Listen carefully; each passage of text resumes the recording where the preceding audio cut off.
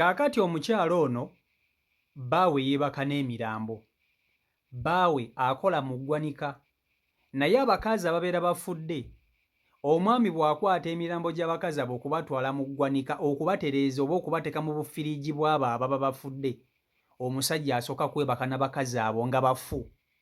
Kyokka omusajja bw'amala okwebaka ku mirambo egyo mu mukwano, bw'akomawo ewaka ng'ate yeebaka ne mukazi we. Amazzi gajje mu mirambo ng'ate agayiwa ne mu mukazi we.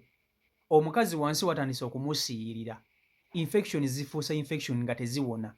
Agenze mu ddwaliro ne bakamutema nti amazzi agakulimu mazzi ga muntu mufu, mazzi ga muntu nga yafa. Kwegamba fluids ezo ezikulimu za muntu mufu. Wuliriza. Nga sinaba kutuusako vidiyo eno okusaba ogimpereka like etambule tuke ku buli muntu.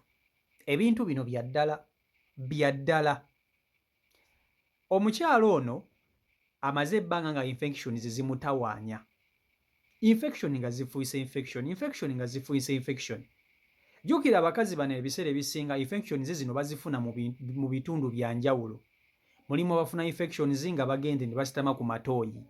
Mulimu abafuna infections mu bukyafu, mu biyigo gye mufukaafuka ebyo, tooyi ze musitama-sitamako. Kati ye abadde alowooza ze zino infection eza bulijjo n'agezaako okuzijjanjaba. N'agenda n'afuna ku mpeke, anywedde kusimanya ku bintu eby'enjawulo, ng'akozesezza kumpi buli kimu, infections nga zigaanye okuwona. Amazzi mu bukyala bwe gatandise okumufubutukamu nga gawunya. Omukazi agenze okulaba nga obulumi bumususseeko, infections zigaanye okuwona, ng'ate naye agezezzaako okuzijjanjaba zigaanye. N'agamba kagendeko mu ddwaliro. Omukyalo ono bw'atuuse mu ddwaliro annyonnyodde omusawo n'amugamba, dokita, mmaze ebbanga nga infections zino zinnuma, mmize empeke, bankubye empiso, nywedde abo, nkoze buli kimu, kigaanye. Naye mbadde njagala tisiko munkebere munkolekoko ku zi test mmanye infections zino ezintawaanya lwaki teziwona. Omusawo n'amugamba kale tewali buzibu, omusawo n'amukebera. Kati bamuggyeeko amazzi agamulimu mu bukyala bwe, omusawo n'agatwala n'agakebera. Omusawo bw'akebedde amazzi gano amugambe nti ng'amazzi ge tukusanzeemu galaga nga agava mu muntu omufu. Amazzi ge tukusanzeemu like fluids ezo ezikulimu eziringanga enkwasokwaso ezo bwe biti, amazzi agatategeerekeka ago agabeera mu bukyalo obwo. Omusawo amugamba nga galinga ag'omuntu eyafa, substances ezizirimu ziringa ez'omulambo, ez'omuntu nga mufu. Omukazi n'amugamba, ye omuntu nga mufu kijja kitya? Nze omuntu omulamu ate oŋŋamba otya nti munsanzeemu substances ziringa ng'ez'omuntu omufu? Naye omukazi kwe kulowooza ennyo. Omusawo n'amubuuza, bbaawo ali atya, entambula ze ziri zitya? Omukyala n'agamba omusawo nti bba wange akola mu ggwanika, alina eddwaliro gy'akola era akola mu ggwanika. Kati omusawo kwe kutandika okufumiitiriza n'agamba omukyala ono nti olaba nti waliwo obusobozi okuba nti bbaawo yeebaka n'emirambo ate namala neyeebaka naawe. Omukazi tasoose kukikkiriza naye ng'ate kye kituufu. Omukazi teyasoose kukikkiriza n'agamba bba wange ate asobola atya okuba nga yeebaka n'emirambo? Tekisoboka, emirambo tewali atagitya. Omwami akola mu ggwanika, be bano abasajja abapangayo emirambo abatagitya, abo balumira mwoyo. Omuntu ofudde ne bakuteeka ku katanda ne bakwata omulambo gwo ne bagutwala mu ggwanika nga bamaze okugulongoosa bulungi nnyo. Kati omwami buli w'abadde akwata omulambo n'agusanga nga ndowooza bano abakazi abafudde bano basire kwini ababeera banyirira, omwami ng'asooka kwebaka na mukazi oyo mufu, ng'omwami asooka kwebaka na mulambo. Ebintu biri ku nsi ya Katonda eno. Omwami nga buli weebaka n'emirambo ate amala ne yeebaka ne mukazi we. Kati gali amazzi agabeera mu bakazi ababeera bafudde. Jjukira omuntu bw'ofa n'amazzi go gafa, buli kimu ekikulimu kifa, amazzi geekwata ndowooza gaba tegalaga nti ga muntu mulamu. Ng'ate ajja yeegatta ne mukazi we, giri emirambo agirya kitwe agirumba live ng'ate amaliriza ajja ne yeegatta ne mukazi we. Kati ge gano amazzi omusawo g'amusanzeemu omukyala n'amugamba nti bbaawo yeebaka n'emirambo bw'aba akola mu ggwanika abakazi ababeera bafudde yeebaka nabo. Naye ku nsi ya Katonda muntu ki ayinza okuba nga tatya nga yeebaka n'emirambo?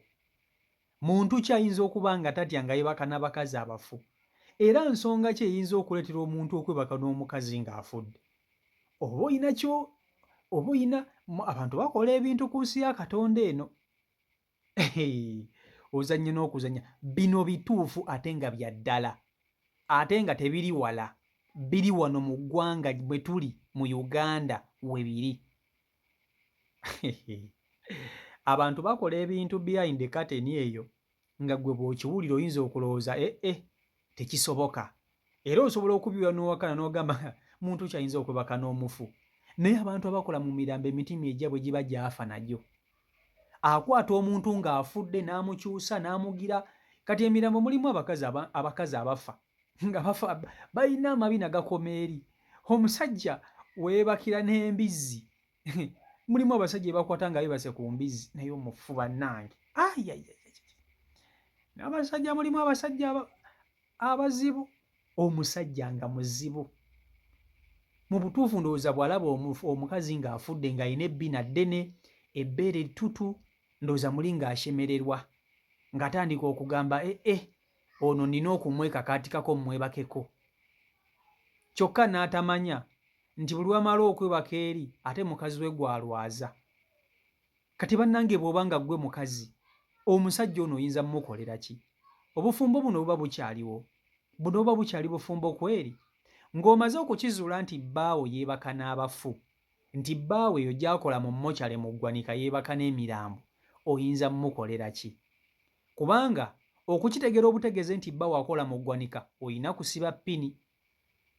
Okutegera obutegeeze nti bbaawo akola mu ggwanika mu mirambo mu bafu nti bw'amala okugikwatako bw'ati ate naawe ajja n'akukwatako, oyina kubeera lumira mwoyo. Kati kubamu akafaananyi ng'okitegedde butegeezi nti bbaawo yeebaka ne bano abakazi nga bafudde n'akola n'emirambo omukwano, oyinza kukola ki? Omusajja ono omukolera ki? Omugambako odduka buddusi, takusangawo waka, okola ki? Kubanga omukazi ono okutya kwalimu mu butuufu takikkiriza na kukikkiriza. Kubanga kati amazzi g'omuntu nga yafa gaba gaamuyitawa, era automatically bbaawe bw'agajja eri ng'alyoka agaleeta mu ye. Byampuna naye ng'ate bituufu. Byebyo ebiri ku sayidi eyo. CEO Michael Uganda YouTube channel kwoli mpe endowooza mu comment section. Mbaagala nnyo mwenna mwenna abeekumira ku mukutu. Omukama Katonda abankuumire mbere bulungi. Mweraba.